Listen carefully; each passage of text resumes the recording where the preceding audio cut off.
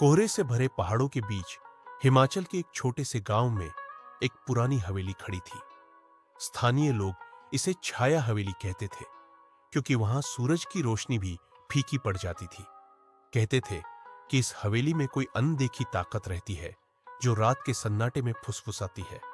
लेकिन अरुण, एक युवा फोटोग्राफर जो अपनी फुल एचडी कैमरे की नजर से दुनिया को देखता था, इन कहानियों पर हंसता था। वह शहर की भागदौड़ से दूर प्रकृति की गोद में कुछ अनोखे फ्रेम्स कैद करने आया था। एक ठंडी नवंबर की शाम, जब कोहरा इतना घना था कि कुछ कदम आगे भी दिखना मुश्किल था, अरुण हवेली के पास अपने कैमरे से तस्वीरें खींच रहा था। उसका लेंस हवेली की टूटी खिड़कियों, जंग लगे तालों और पुरानी दीवारों पर घूम रहा था। तभी उसकी स्क्रीन पर कुछ असामान्य दिखा। एक छाया जो खिड़की के पास खड़ी थी, लेकिन जब उसने नजर उठाई वहां कोई नहीं था। उसका दिल जोर से धड़का। सस्पेंस की शुरुआत यहीं से हुई। अगले दिन गांव के बाजार में अरुण की मुलाकात काव्या से हुई। काव्या एक लेखिका थी जो इस गांव में अपनी अगली किताब के लिए प्रेरणा तलाश रही थी। उसकी आंखों में एक अनकही कहानी थी और उसकी मुस्कान ऐसी थी कि अरुण का कैमरा अपने आप उसकी ओर मुड़ गया। काव्या ने हवेली के बारे में सुना था और अरुण को उसकी तस्वीरें दिखाने को कहा।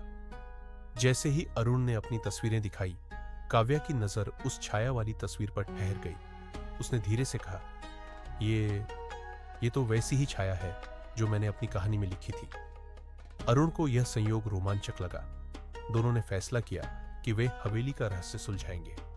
दिन ढलते ढलते उनकी बातचीत हंसी मजाक से लेकर गहरे सपनों तक पहुंच गई। काव्या की आवाज में एक नरम सी लय थी और अरुण को लगने लगा कि वह न सिर्फ हवेली का रहस्य बल्कि काव्या के दिल का रहस्य भी जानना चाहता है। हर मुलाकात में उनके बीच का रोमांस गहराता गया। कभी कोहरे में एक साथ चलते हुए, कभी चाय की दुकान पर गर्म चाय की चुस्कियों के बीच रहस्य का गहराना। एक रात अरुण और काव्या ने हवेली में घुसने का फैसला किया। अरुण का कैमरा फुल एचडी में हर कोने को कैद कर रहा था। हवेली के अंदर की हवा ठंडी थी और दीवारों पर पुरानी तस्वीरें टंगी थी। एक कमरे में उन्हें एक पुराना डायरी मिली जिसमें लिखा था कि हवेली की मालकिन मालती एक प्रेमी के साथ भागने वाली थी, लेकिन उसका प्रेमी कभी नहीं लौटा। कहानी अधूरी थी और डायरी के आखिरी पन्ने पर एक तस्वीर थी, उसी छाया की जो अरुण ने कैद की थी। तभी एक ठंडी हवा का झोंका आया और काव्या ने अरुण का हाथ कसकर पकड़ लिया। अरुण का दिल अब रोमांस और डर के बीच झूल रहा था। हवेली में कदमों की आहट सुनाई दी, लेकिन कोई दिखाई नहीं दे रहा था। अरुण ने अपने कैमरे को झूम किया और स्क्रीन पर फिर वही छाया दिखी। इस बार वह हवेली की सीढ़ियों की ओर बढ़ रही थी। अरुण और काव्या ने छाया का पीछा किया। सीढ़ियां एक अंधेरे तहखाने की ओर ले गई। वहां एक पुराना ताला लगा था जो रहस्यमयी ढंग से अपने आप खुल गया।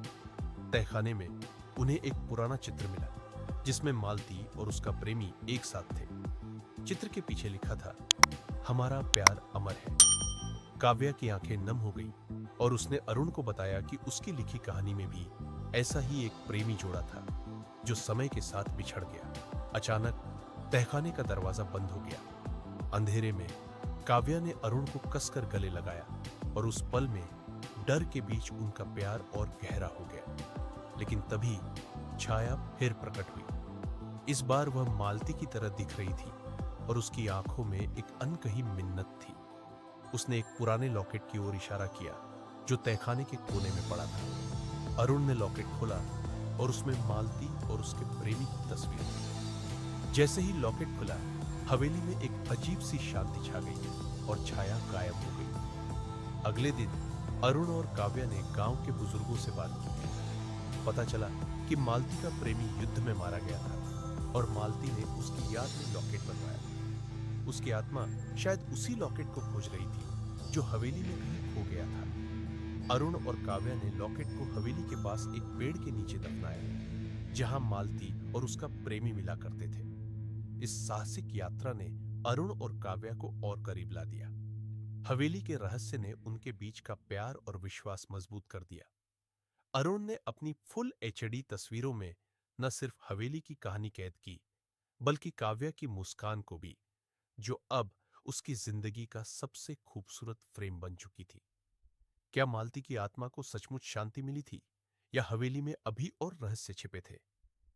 यह सवाल अरुण और काव्या के मन में बना रहा, लेकिन अब वे इसे एक साथ सुलझाने को तैयार थे, प्यार और साहस के साथ।